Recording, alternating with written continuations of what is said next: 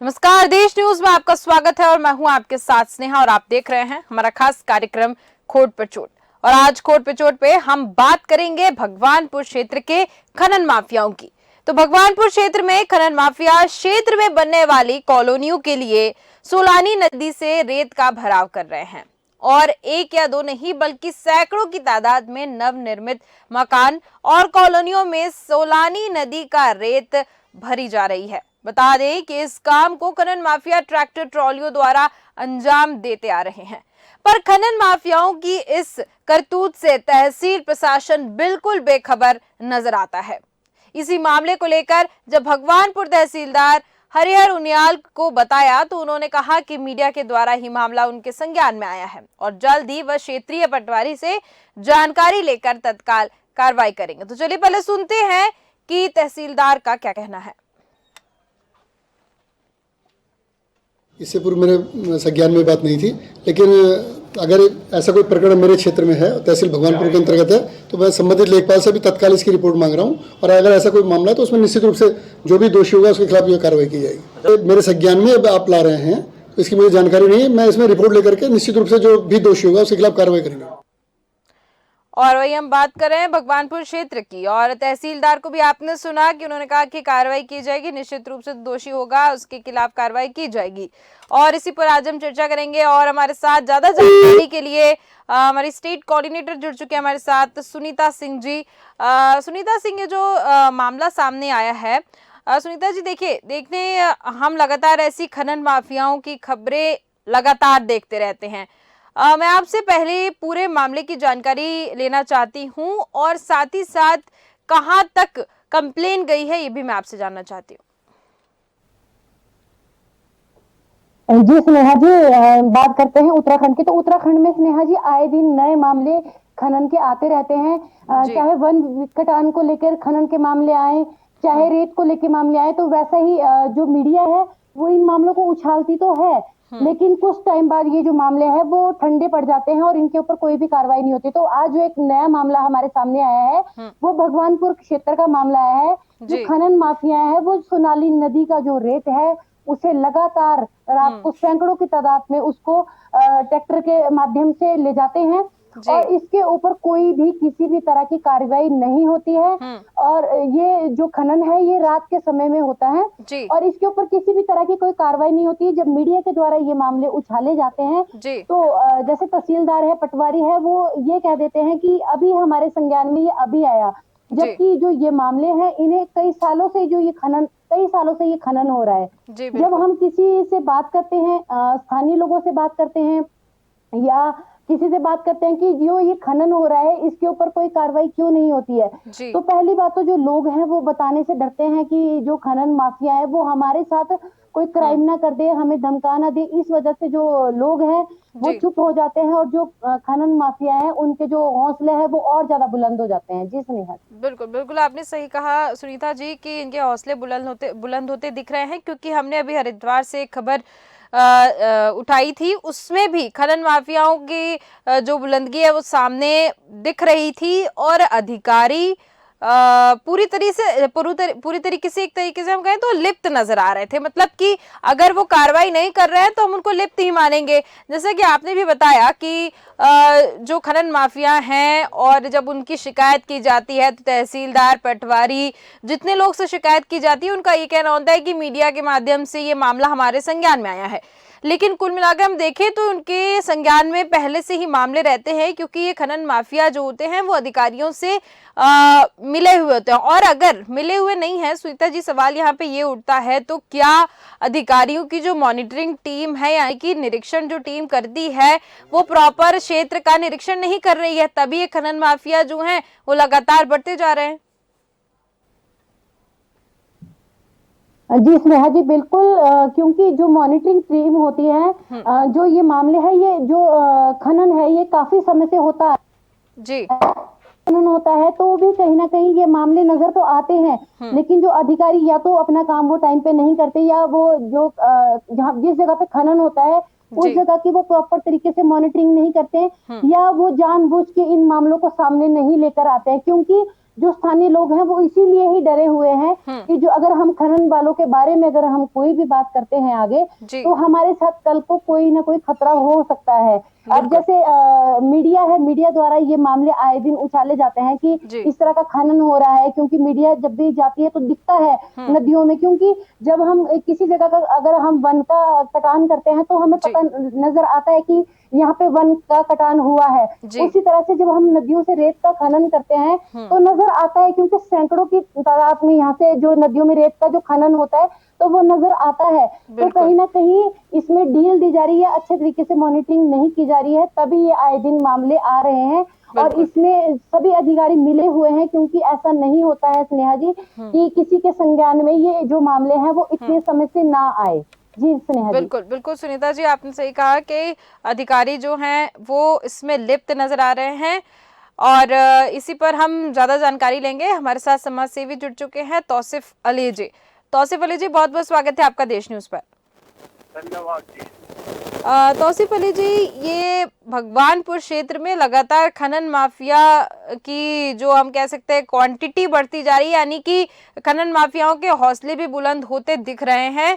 क्या क्षेत्र के अधिकारी और प्रशासन इसके ऊपर ध्यान देता नजर नहीं आ रहा है? अरे ध्यान जो तो ऐसे तेरे अधिकारी तो हालत ये होगी, अब खनन के रात को 8 बजे ट्रालियां चलना शुरू हो जाओ। जी। और हाईवे पे को क्या वैसे क्या नीचे को रास्ते में को, मतलब हाईवे पे कई बार तो जो है दुर्घटना भी होने से बची। अब हमें पता नहीं है अधिकारी कहाँ क्या कर रहे हैं क्या नहीं कर रहे हैं, तो समझ में नहीं आता। ये साहब कोई कभी कभार कार्रवाई हो जाए नाम मात्र, वक्त की कोई ध्यान ही नहीं है। बस हौसले बिना बुलंद पूरी नदी पाट गई है सारी की सारी। हाँ बिल्कुल बिल्कुल, आपने सही कहा। तौसिफ जी, मैं आपसे जानना चाहती हूँ कि जो लोग हैं वहाँ के, वो भी कंप्लेन करने से डरते हैं, खनन माफियाओं से डरते हुए लोग नजर आ रहे हैं, और क्या अधिकारी भी खनन माफियाओं से डर रहे हैं? अजी देखो, आम आदमी की तो बात क्यों है, अगर उसका कोई नुकसान हो जाए तो वो अधिकारी को शिकायत करेगा। और शिकायत पे जब कार्रवाई होती है तो फिर इसका मतलब तो ये अधिकारी करते होंगे। अच्छा, दूसरी बात जो है आम आदमी पर जो है प्रेशर डाला जाते हैं, भाई तो शिकायत करी, शिकायत को वापस ले ले, यू कर ले, यू कर ले। तो बस मामला ये है कि कुछ समझ में नहीं आ रहा है साहब, इतना तगड़ा भ्रष्टाचार तो आज तक कभी सुना ना देखा।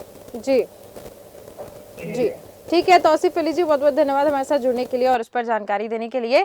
तो जैसा कि हमारे साथ तौसिफ अली जी जुड़े हुए थे, जो कि समाज सेवी हैं उस क्षेत्र के, भगवानपुर क्षेत्र के, उन्होंने बताया कि अधिकारी नहीं एक्शन ले रहे हैं। कुल मिलाकर अगर हम देखें सुनीता जी, तो यहाँ पर अधिकारियों को जरूर पता होता है कि यहाँ से खनन हो रहा है, इस नदी से खनन हो रहा है, और इसमें ये खबर जो सामने आई है, इसमें नदियों से रेत निकाली जा रही है और जो कॉलोनियां बन रही हैं, जो मकान बन रहे हैं, उसमें उस रेत का उपयोग किया जा रहा है। यानी कि अब देखें तो कॉलोनी के बिल्डर्स भी इसमें इन्वॉल्व होंगे। तो अब आप देखें तो लोगों को एक तरीके से सुविधा देके और दूसरी तरफ गलत चीजों से सुविधा दी जा रही है। जी स्नेहा जी, बिल्कुल यहाँ पे इसी तरह का मामला नजर आ रहा है, क्योंकि जब में खनन हो रहा है और बड़ी बड़ी कॉलोनियां बन रही है, तो ये जो मामला है ये छुपने वाला तो नहीं है। जो अधिकारी है उन तक तो ये बात पहुंचती है। लेकिन इस तरह का कह देना, जो मीडिया के सामने इस तरह की बात कह देना कि ये मामला मेरे संज्ञान में अभी अभी आया, ये तो बहुत गलत बात है। क्योंकि इससे मेन बात तो यह है कि जो नदी है उनका मतलब कितना नुकसान हो रहा है नदियों को भी, और वहाँ के जो स्थानीय लोग हैं उनको भी, क्योंकि जो बड़े बड़े डंपर वहां से भर के आते हैं, उसकी वजह से रास्ते भी पूरी तरह से डैमेज हो जाते हैं। और जो सबसे बड़ी बात है कि जो लोग हैं उनके दिलो दिमाग में दहशत का खौफ बैठ जाता है कि अगर हम इस मामले के बारे में बात करेंगे तो हमारे साथ कहीं ना कहीं ट्रेजेडी ना हो जाए, हमें धमका ना दिया जाए, तो इसलिए लोग भी मतलब चुप हो जाते हैं। तो ये बहुत बड़ा मामला है कि जो लोग बिल्कुल चुप्पी साथ देते हैं लोग, इसीलिए क्योंकि उनके सुनने वाला नहीं है कोई। अगर उनकी कोई सुने, तो अगर कोई अधिकारी सुने तो लोग भी खुल के आकर बोल पाएंगे कि यहाँ पे ये चीजें हो रही है। बिल्कुल बिल्कुल, देखिए जैसा कि हमने तहसीलदार को सुना अभी, और तहसीलदार की जो बाइट हमारे सामने आई है उसमें हमने सुना कि उन्होंने कहा कि मामला अभी अभी संज्ञान में आया है, लेकिन अभी जब हम उनसे संपर्क करने की कोशिश कर रहे हैं तो फोन नहीं उठा रहे हैं। अब देखिए यहाँ पर अधिकारी जब मीडिया के सामने जवाब नहीं दे पाते हैं तो कहीं ना कहीं ये साफ दिख रहा है कि कुछ ना कुछ मामले में गलत होता नजर आ रहा है। सुनीता जी। जी स्नेहा जी बिल्कुल, मतलब उत्तराखंड में आए दिन नए मामले खनन के आते रहते हैं। अभी उत्तराखंड में एक वन विभाग का भी मामला आया था, तो वहां पे भी क्या था कि जो ट्रैक्टर ट्रॉली वहां से जो खनन करके ले जा रहे थे, जब उनके वन विभाग की टीम ने उनके ऊपर रोक लगाई तो उन्होंने थोड़ी देर बाद ही जो वन विभाग की टीम है उनके ऊपर ही हमला कर दिया। तो इस वजह से शायद ये जो नदी का मामला है ये भी क्या पता इस तरह का ही हो कि अगर कोई इसके बारे में कार्रवाई करने की कोशिश करता है तो उसे इस तरह जो खनन माफिया है वो इस तरह से ही चुप करा देते हैं, क्योंकि भारी मात्रा में जब यहाँ से खनन हो रहा है तो कहीं ना कहीं उनके हौसले पूरी तरीके से बुलंद है और उन्हें किसी भी तरह का खौफ नहीं है, इसलिए वो अपनी ही मनमानी करते हैं और अगर उनके खिलाफ कोई एक्शन लेता है तो उसे चुप करवा दिया जाता है। अब स्नेहा जी देखना यह है कि जो यहाँ के तहसीलदार है उन्होंने कहा है कि ये मामला मेरे संज्ञान में अभी आया है और अगर इस तरह का कोई मामला है तो मैं उसके ऊपर कार्रवाई करूंगा, लेकिन यहाँ पे आए दिन नए सोशल मीडिया पे जो रिपोर्टर्स हैं और न्यूज चैनल भी है वो आए दिन जो डालते रहते हैं खनन की वीडियोस डालते रहते हैं, विजुअल डालते रहते हैं, तो मतलब उन्हें किस चीज का प्रूफ चाहिए अब कि यहाँ से ये चीज हो रही है। बिल्कुल बिल्कुल। देखिए सुनीता जी, यहाँ पर सवाल तो ये उठ रहा है कि जिस नदी से ये खनन करते हुए नजर आ रहे हैं या फिर खनन के लिए जो भी ये गाड़ियां लेकर जाते हैं उसके बाद लोडेड ट्रक जब ये बाहर लेकर आते हैं तो क्या वहां के क्षेत्र के अधिकारियों को दिखता नहीं है? वहां से आने जाने का रास्ता बंद रहता है या क्षेत्र के अधिकारियों को वहां से कोई मतलब नहीं होता है? अब देखिए यहाँ पर जब रेत जो है वो बिल्डिंग्स को बनाने में काम आ रही है, वहां की जो कॉलोनी बन रही है वहां उस रेत को ले जाया जा रहा है, तो कहीं ना कहीं पूरे क्षेत्र में ऐसी खबर जरूर फैली होगी कि ये रेत आ कहां से रही है और किस तरीके से आ रही है, क्या ये अवैध तरीके से आ रही है। और जब यहाँ पर पूरे क्षेत्र में सबको पता होगा तो जरूर अगर हम देखें तो अधिकारियों को भी इस बात की जानकारी जरूर होगी। जी स्नेहा जी बिल्कुल, क्योंकि देखिए अगर छोटा मोटा खनन होता तो वो कहीं ना कहीं वो बात छिप जाती, लेकिन जो है यहाँ पे भारी मात्रा में खनन होता है और बड़ी बड़ी कॉलोनियां इस रेत के द्वारा ही बनाई जाती है, तो ये तो संज्ञान में सारा रेत है वो किस तरीके से लीगल तरीके से आया है या अनलीगल तरीके से आया हुआ है। जी बिल्कुल बिल्कुल, आपने सही कहा कि लीगल है या फिर इलीगल है ये वहां के लोग नहीं जानते होंगे लेकिन अधिकारी जरूर जानते होंगे। और जब लोडेड ट्रक्स वहां से जाते हैं और उसके बाद उसमें रेत से भरे हुए ट्रक जाते हैं तो चेकिंग पॉइंट्स की अगर हम बात करें, जो पुलिस के अलग अलग चेकिंग पॉइंट्स होते हैं जहां से ट्रक निकलते हैं और पुलिस चेकिंग करती है, वहां भी ढील जरूर है, तभी ये ट्रक भी पकड़ाए नहीं जा रहे हैं, या फिर ढील नहीं होगी और खनन माफियाओं का इतना खौफ होगा कि पुलिसकर्मी भी वहां पर दबे हुए नजर आ रहे हैं। जी स्नेहा जी बिल्कुल, देखिए जब खनन अगर आधी रात में भी हो रहा है तो कहीं ना कहीं पुलिस की हर जगह पे तैनाती रहती ही रहती है। तो अगर उनकी अगर नदी में भी कोई भी अधिकारी नहीं जा रहा है मॉनिटरिंग करने के लिए तो ये सोचने वाली बात है कि जो सरकारी कर्मचारी है वो अपना काम बखूबी नहीं कर रहे हैं, तभी इस तरह के मामले आए दिन आ रहे हैं। क्योंकि अगर इस तरह का खनन हो रहा है और ऊपर तक ये बात नहीं जा रही है, किसी के संज्ञान में नहीं आ रही है और इस तरह का हो रहा है, इसका मतलब है कि सभी अधिकारी सोए हुए हैं, उनको पता ही नहीं है कि जो उत्तराखंड क्षेत्र है, जो उत्तराखंड के क्षेत्र भगवान आ रहा है, इस तरह का खनन आ रहा है, बड़ी बड़ी कॉलोनियां बन रही है, तो जो बड़ी कॉलोनियां बन रही है उनके लिए जो रेत है वो कहाँ से आ रहा है उनको यही नहीं पता है और जो कर्मचारी हैं वो भी इसका मतलब सोए हुए अपना काम पूरी तरीके से नहीं कर रहे हैं। जी स्नेहा जी बिल्कुल, आपने सही कहा सुनीता जी, और बहुत बहुत धन्यवाद हमारे साथ जुड़ने के लिए और इस पर जानकारी देने के लिए। तो हम यहाँ पर भगवानपुर क्षेत्र की बात कर रहे थे और भगवानपुर क्षेत्र में खनन माफियाओं के हौसले बुलंद होते नजर आ रहे हैं।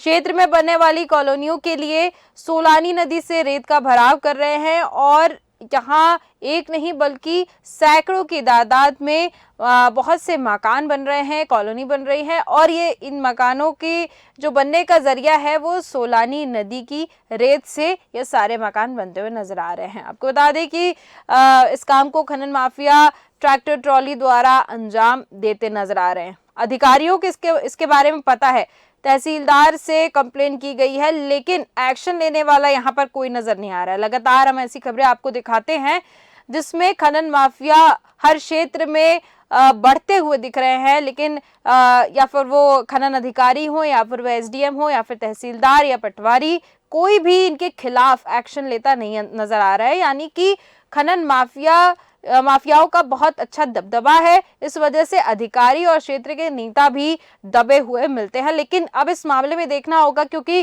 कंप्लेंट फिर से की गई है तहसीलदार से और तहसीलदार ने बोला कि अगर कोई ऐसा मामला है तो उस पर जरूर एक्शन लिया जाएगा। तो देखना ही होगा कि कब तक एक्शन होता है और तहसीलदार और बाकी जो अधिकारी हैं उनकी नींद कब तक खुलती है। तो फिलहाल के इस कार्यक्रम में सिर्फ इतना ही। देखते रहिए देश न्यूज। नमस्कार।